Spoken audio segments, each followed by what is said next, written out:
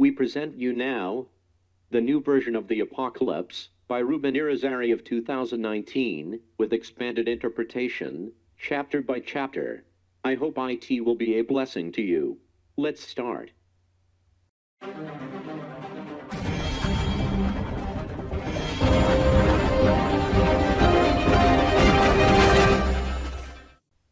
Chapter 11, And I was given a reed similar to a measuring stick, and I was told, Get up and measure the temple of God and the altar and those who worship in it.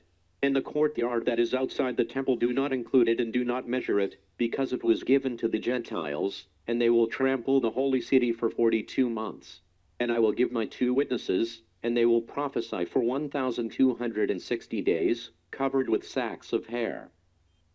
These are the 2 olive trees and the 2 lampstands that have been standing before the Lord of the earth. These 2 olive trees are the 2 witnesses nourished with the power of God. They could be Moses and Elijah, since the works carried out in their ministries when they were on earth are very similar to those that will be carried out during the Great Tribulation.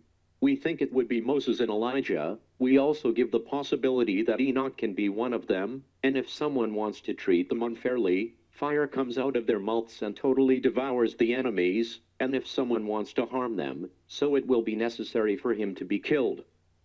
They have the power to close the sky, so that no rain falls on the days when they prophesy, and they have the power to turn the waters into blood, and to strike the earth with every plague as many times as they want. These acts are similar to those that Moses performed in Egypt, prior to the exodus of God's people, and when they have completed their testimony, the beast that rises from the abyss will make war on them and will defeat them by killing them. The world government of the last days will kill them.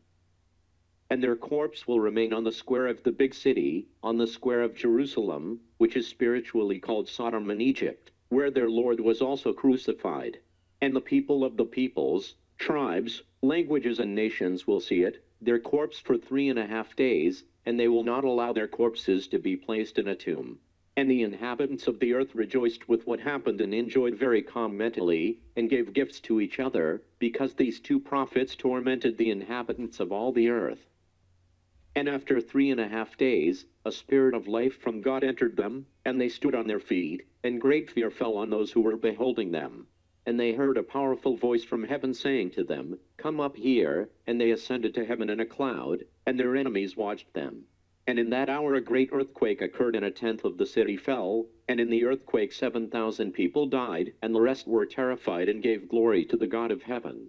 And the second eye is over, behold, the third eye is coming quickly.